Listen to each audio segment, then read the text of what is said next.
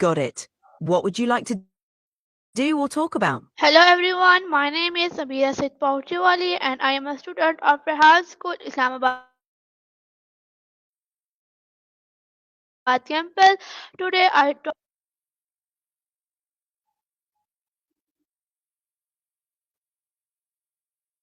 Wa alaikum assalam. Abira, it's nice to meet you. How can I help you today? Okay, ChatGPT, my first question is where does the word apologize come from?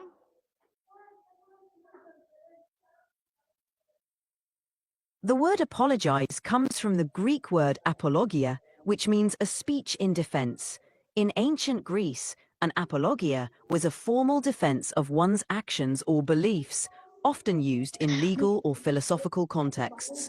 Over time, the word evolved in English to mean expressing regret for a mistake or wrongdoing. Okay, well, I appreciate. My next question is what was the organical meaning of apologize in ancient Greece?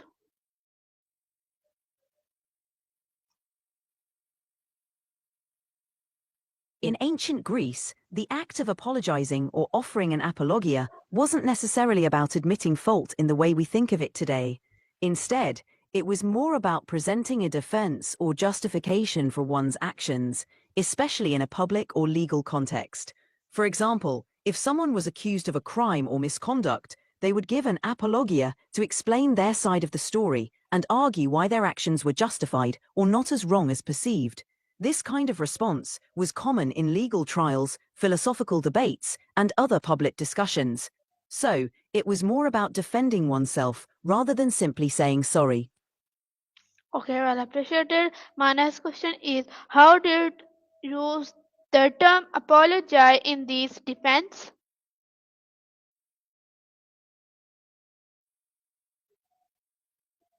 Ancient Greece, when someone used the term apologize or offered an apologia in their defense, they were essentially providing a reasoned explanation or justification for their actions. The purpose was to explain their perspective and argue that their actions were justified, not necessarily to admit wrongdoing. For example, if someone was accused of a crime or misconduct, they might give an apologia to explain why they acted as they did. They might present evidence, reasoning, or context to show that their actions were not wrong or were justified under the circumstances. The term apologize in this context didn't mean saying sorry in the modern sense, but rather defending oneself and providing an explanation. It was a way to articulate and justify one's actions to others. Okay, ChatGPT, good answer. And my next question is what role did apologize play in medical society? And please long answer and proper answer. Certainly, in ancient Greece, the apologize or apologia, piety, including legal, philosophical, and political spheres. 1. This was a formal defense speech where the accused their actions and show that they were not guilty or deserving of punishment. The apologia was crucial for the accused to explain their side and to potentially influence the outcome of the trial. 2. Philosophical context. Philosophers, like Socrates, used the concept of apologia to defend their philosophical ideas and actions. Socrates, for instance, famously delivered an apologia in his defense against accusations of corrupting the youth and introducing new gods. His defense was a philosophical argument that explained his views and actions, aiming to show that he was not guilty of the charges. 3. Political context. In the political arena, leaders and public figures would also use apologia to justify their decisions and actions to the public. This could be in response to political criticism, accusations, or any situation where their authority or decisions were challenged. Overall, the apologia served as a means. Okay, ChatGPT, well appreciated. My next question is How did apology function in culture?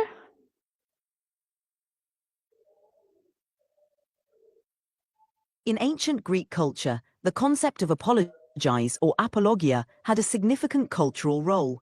Here's how it functioned. 1. Public discourse.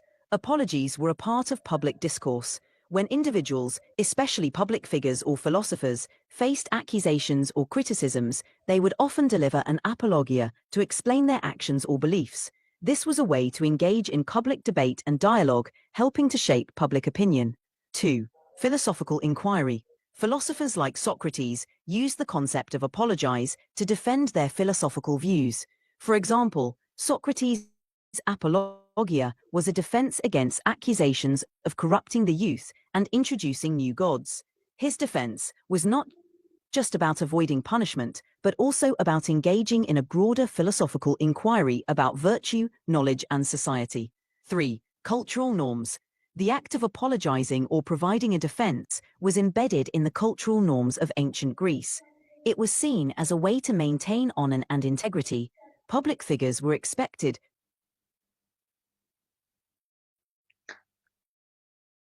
Well, appreciate ChatGPT.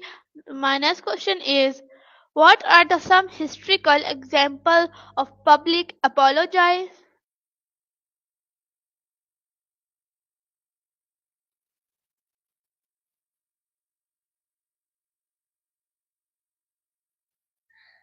Thank you. Could you clarify your question a bit more? Are you asking about historical examples of public speeches, apologies, or something else? That way, I can give you a more accurate answer. My question is this, what are some historical examples of public apologies?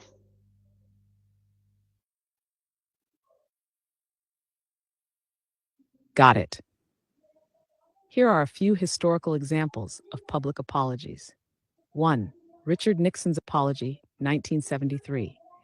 U.S. President Richard Nixon publicly apologized after the Watergate scandal, where members of his administration were involved in a break in at the Democratic National Committee headquarters. His apology came after his resignation from office in 1974. 2. Bill Clinton's apology, 1998.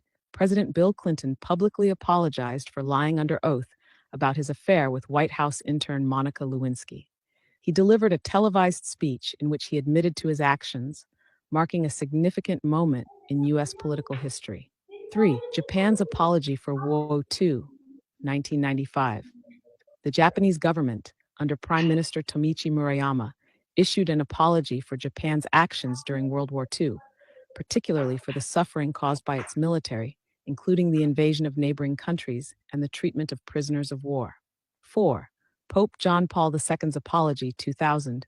The Pope issued a public apology for the Catholic Church's historical wrongdoings, including its role in the Inquisition, the Crusades, and its treatment of Jews, among other issues. In 5. Australia's National Apology to Indigenous People, 2008. Australian Prime Minister Kevin Rudd delivered a formal apology to the Indigenous Australians for the stolen generations, where children from Indigenous families were forcibly removed from their homes by Australian government agencies. These are just a few examples of public apologies that had significant cultural, political, and historical impacts. Apologies like these often signal a formal acknowledgement of wrongdoing and a commitment to making amends. Okay, my next question is, how do Eastern and Western culture different in their approach to apologize? Great question. Eastern and Western cultures differ in various ways, from values to traditions. Here's a quick comparison. 1. Individualism versus Eastern cultures, e.g., China, Japan, India, tend to focus on collectivism, valuing family, community, and group harmony over individual desires. 2. Approach to authority and hierarchy. In Western cultures, there's a more egalitarian approach to authority, with open communication and questioning of authority often seen as a sign of critical thinking. Eastern cultures tend to have more respect for hierarchy, where elders, leaders, and authority figures are given more respect and their decisions are rarely questioned openly. 3. Communication styles. Western cultures often value direct, clear, and assertive communication. Saying exactly what you mean is seen as respectful. Eastern cultures are more indirect, valuing harmony and avoiding conflict.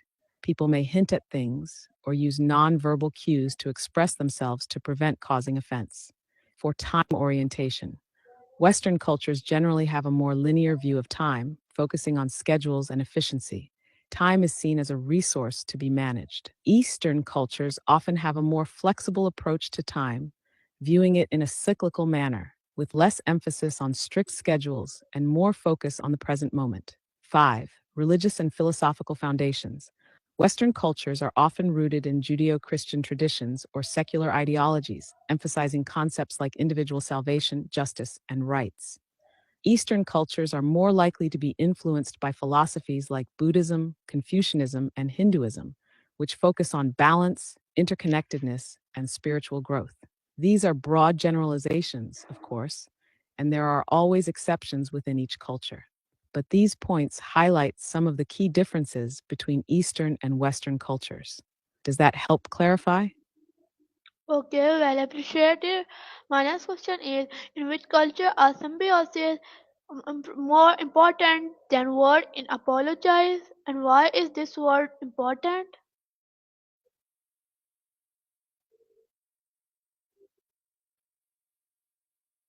Taskut, I'm glad you're enjoying the conversation. When we think about the word apologize, its importance goes beyond just the word itself.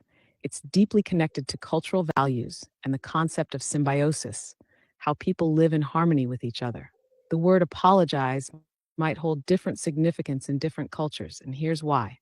1. Cultural context. In some cultures, apologizing is a key part of maintaining relationships. For example, in Eastern cultures, where maintaining harmony and respect for others is prioritized, an apology is seen as a way to preserve those social bonds. In Western cultures, the focus might be on personal accountability and responsibility. So, an apology is often about acknowledging one's actions and taking responsibility. 2. Symbiosis and human connection. Apologizing can be seen as a way to restore balance in a relationship. Just like in symbiosis, where two organisms live together for mutual benefit, apologizing can restore harmony between individuals. A sincere apology shows willingness to correct wrongs, formal acknowledgement of harm or wrongdoing. While the action behind an apology is crucial, the word acts as a symbol of accountability and intent. It opens the door for healing and reconciliation. Without this word or similar expressions, it would be harder to communicate regret or offer a path forward after a conflict. In essence, culture and symbiosis shape how an apology is expressed and perceived, but the word apologize itself holds a vital role in facilitating understanding and repairing relationships. Does that resonate with what you were thinking? Okay, your good answer. My next question is, how do Middle East culture apologize? Thank you. Thank you. I'm glad you liked the answer. What's your last quiz? I'm ready.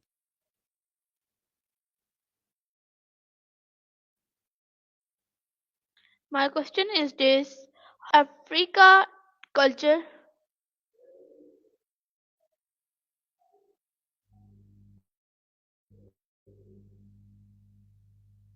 Interesting question.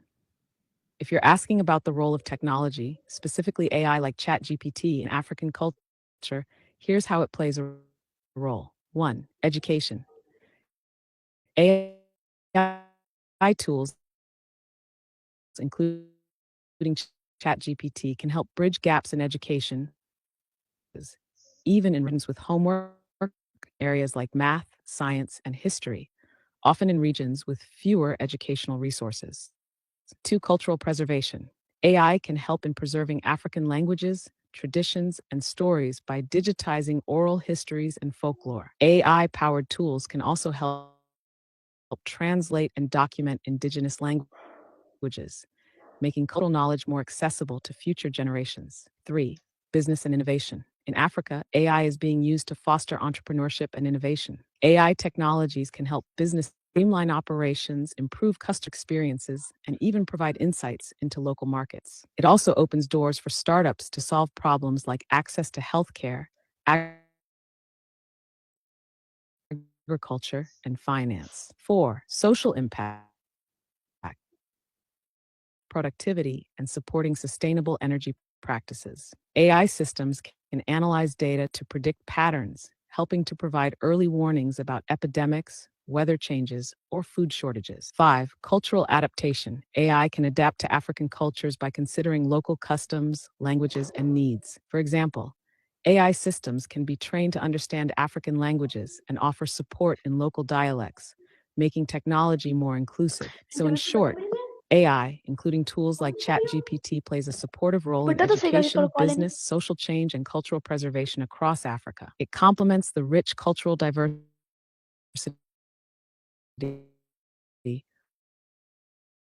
while offering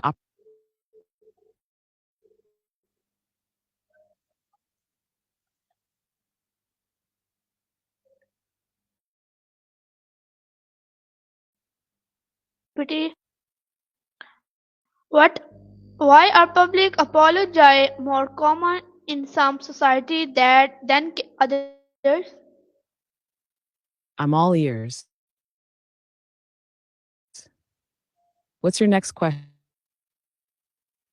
Apologize more common in some society than others. Student, could you clarify your question a bit? Need to apologize publicly, or why public apologies are important? I'll be happy to explain once I have a better understanding. My question is why are public apology more common in some society than others?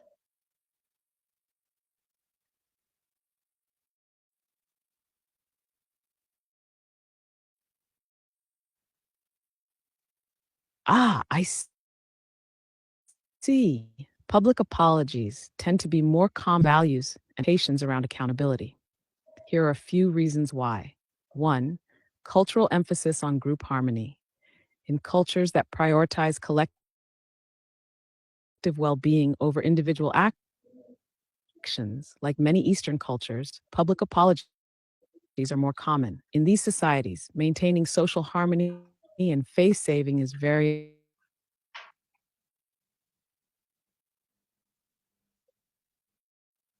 influence. In Western cultures, especially in the age of social media, public apologies have become more frequent. Public figures are often pressured to apologize publicly when they make that amplifies public perception, and a public apology can sometimes be seen as a way to repair one's reputation. 3. Legal and political systems. In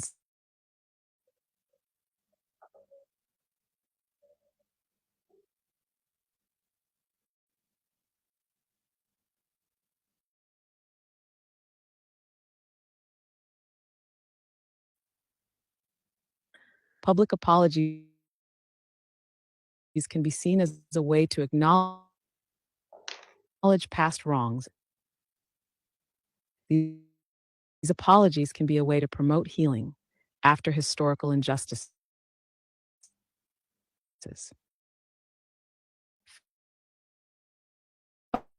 5. Moral publicly is deep. Public apologies depends on cultural norms around honor, forgiveness,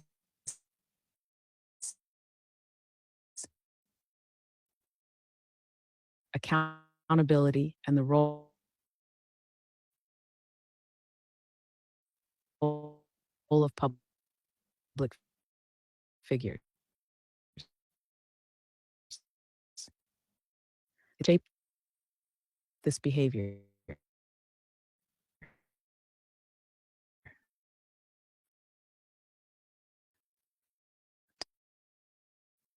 Does that answer your People question? apologize.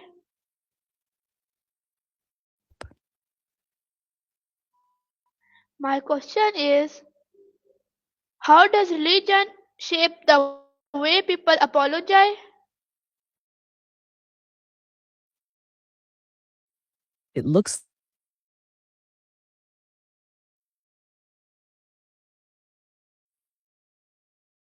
like Is why does religion shape the way people? looks like you're feeling a bit surprised or overwhelmed. What's going on? Feel free to share. My question is, why does religion shape the way people apologize?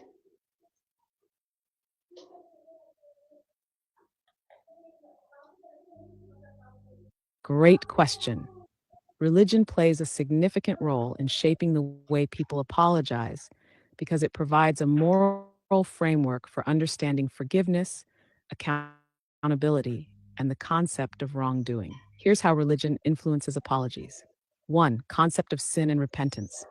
In many religions, there's a strong emphasis on sin and repentance. For example, in Christianity, apologizing often involves confessing sins to God and seeking forgiveness both from God and from others. The belief in repentance, turning away from wrongdoing, is a key part of the process, with the aim of restoring the individual to a state of grace. 2. Forgiveness as a virtue. In religions like Islam, Christianity, and Buddhism, forgiveness is considered a virtuous act. Apologies are not only about acknowledging one's mistakes, but also about showing humility and seeking the forgiveness of those hurt. People are encouraged to apologize as a way to mend relationships and earn forgiveness, both from God and fellow human beings. 3. Healing relationships. Many religions emphasize the importance of repairing relationships through apologies. In Judaism, for instance, there is a practice of seeking forgiveness from others, especially during the high holy days of Rosh Hashanah and Yom Kippur. It's a time for reflection, atoning for sins, and making amends to those we've wronged. Religions often promote social harmony, and apologizing helps maintain it. In Hinduism, there is a belief in karma, where actions, good or bad, influence one's future. Apologies help to clear negative karma and restore balance. The idea is that admitting mistakes and making reparations helps prevent spiritual consequences. Humility, sincerity, and a desire for reconciliation. Does that help clarify things? Okay, well appreciated. My next question is, how do America traditional handle apologize? I'm glad you found that helpful. What's your next question? My, ne- my next, how do America traditional handle apologize?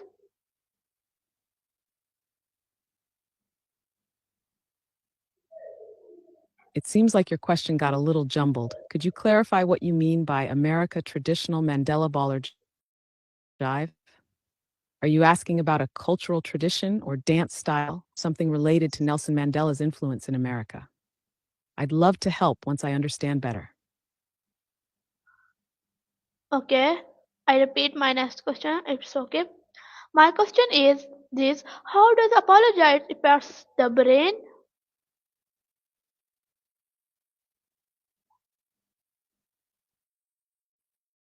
No worries. Take your time. When we apologize, it can have a positive effect both emotionally and psychologically. Here's how.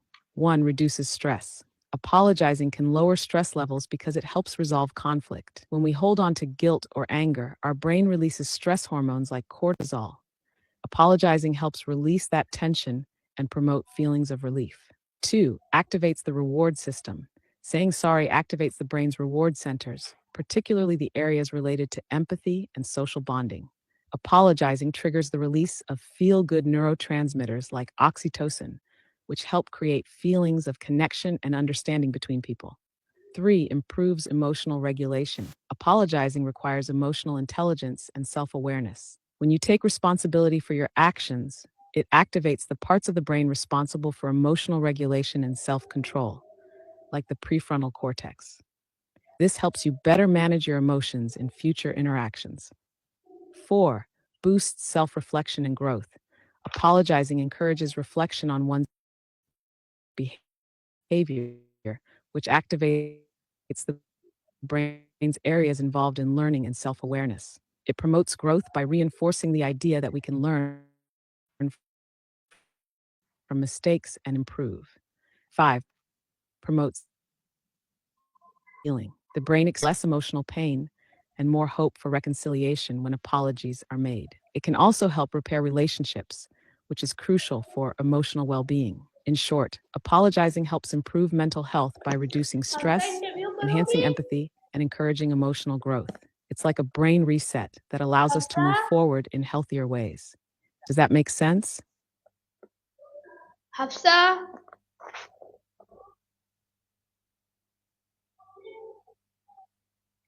okay, chat. It looks like you mentioned the Hubsan H502E. That's a drone model, right? The Hubsan H5022E is part of Hubsan's X4 series and is known for being a compact, budget-friendly drone with features like GPS positioning, a 720p camera, and a decent flight time for its size. It's popular for beginners or people looking to explore drone flying without breaking the bank. Are you looking for more details on it or help with something specific related to the Hubsan H50E? Okay, ChatGPT, please give me long advice for people.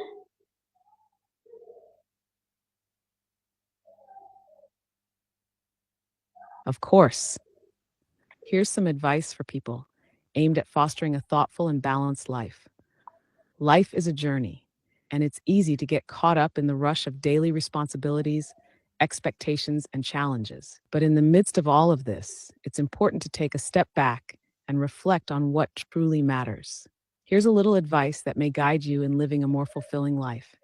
1. Prioritize mental and emotional well being. Often, people focus on external achievements, success at work, wealth, or success. While these things are important, your mental and emotional health should always come first. Take time to nurture your mind and spirit. It's okay to take breaks, practice self care, and acknowledge your feelings. Emotional well being is the foundation for everything else in life. 2. Embrace growth over perfection. No one is perfect, and perfectionism can be paralyzing. Instead of aiming for flawless outcomes, focus on personal growth. Every mistake is a lesson, and every setback is a chance to learn. Embrace your imperfections. They are what make you human. Life is about progress, not perfection. 3. Be present. In today's world, it's easy to be distracted by technology, work, or even worries about the future. But there's so much value in simply being present in the moment. Whether it's a conversation, a task, or time spent with loved ones, try to give your full attention to what's happening now. The present is where life truly unfolds, and by being mindful of it, you'll enrich your experiences. 4. Cultivate meaningful relationships. Relationships, whether with family, friends, or colleagues, are at the heart of our happiness.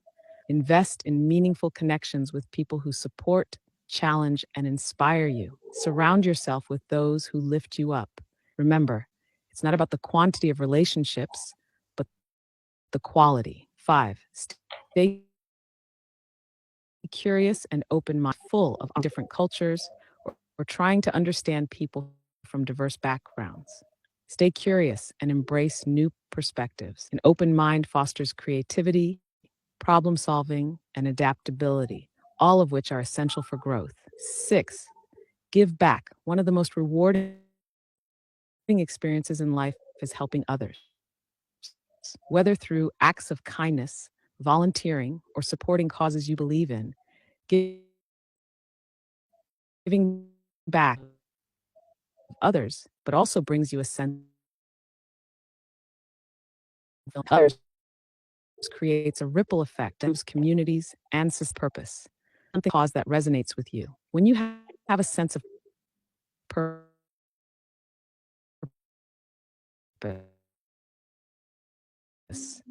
it feels more meaningful, no matter what challenges you face.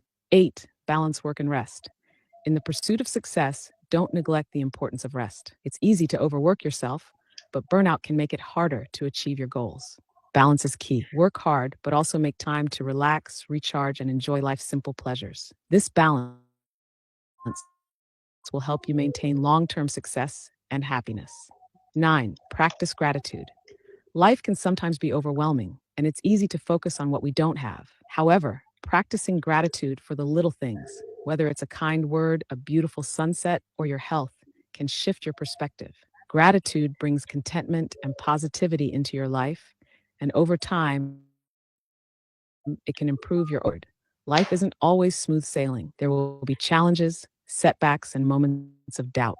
But remember, every step forward, no matter how small, brings you closer to your goals. Stay patient with yourself. Even when you don't see immediate results, progress is happening. Trust the process and keep moving forward. In conclusion, life is a journey with its share of ups and downs, but it's also full of opportunities to learn, grow, and create meaningful connections. So take care of yourself, cherish the people around you, and remember that the path to happiness isn't about having everything perfect, but about living with purpose, kindness, and an open heart. I hope this advice resonates with you or someone you know. Life can be challenging, but it's also beautiful, and we all have the potential to make it fulfilling. Okay, ChatGPT, thank you. And this is my colony. Hope you like it and meet for next colony. To Pakistan, Zindabad. Rehan School, Zindabad.